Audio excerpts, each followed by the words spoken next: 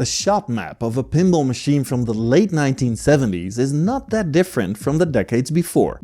A few pop bumpers, holes, targets and rollovers laid out in a semi-symmetrical pattern. A playfield from the mid-1980s looks like this. Not only is the playfield asymmetrical, but the existing shot types are now accompanied by multi-ball locks, skill shots and ramps that elevate the ball above the main playfield.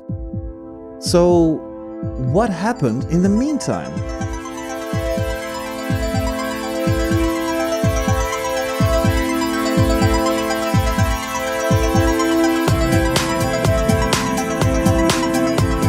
In the late 1970s, pinball popularity was at one of the highest peaks in history.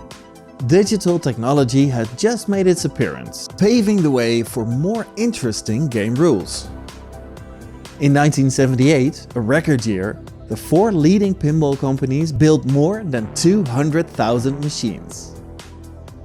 But the same digital revolution had also brought a new contender into the arcade: video games.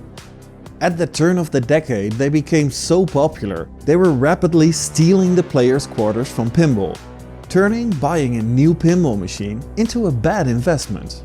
Pinball almost vanished completely. In 1983, only 5 years after the record year of 1978, less than 18,000 pinball machines were built in the US. During these times, pinball designers innovated their butts off to try and get the player back to pinball. Some of the first notable changes came with 1980's Black Knight by manufacturer Williams. This well-known game introduced player-controlled magnets as well as the concept of a multi-level playfield. An idea that caught on, and other manufacturers soon copied it. Other playfield innovations of the early 80s include highly original flipper configurations on Gottlieb games. And let's not forget the notorious Orbiter 1 by Stern, with its amazing vacuum-formed playfield.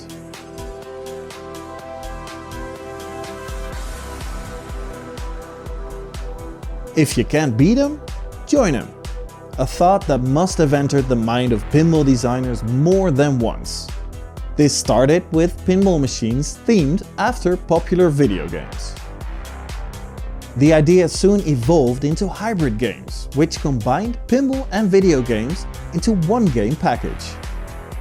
These combined technologies led to interesting games, but were very expensive to produce. Another noteworthy idea of the early 80s, taking a video game concept, making a flipperless mechanical game out of it, and then claiming it to be the future. Manufacturers Bally and Williams both thought they had gold in their hands with their Hyperball and Rapid Fire titles, and prepared for huge production runs. But both games flopped horribly for being unreliable and lacking in replay value.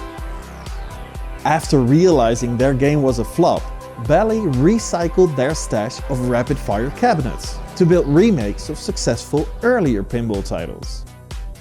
Some of these remakes still have the silver Rapid Fire paint underneath their current paint job. The game that eventually got pinball out of its dark days was Space Shuttle by Williams. Released in late 1984, this game combined the better ideas from the previous years to create one action-packed playfield that the players just loved. With this winner in their pocket, Williams got into the flow. In the following years, the company created more hits, eventually leading to Williams defining the game of pinball from the mid-1980s until the late 1990s.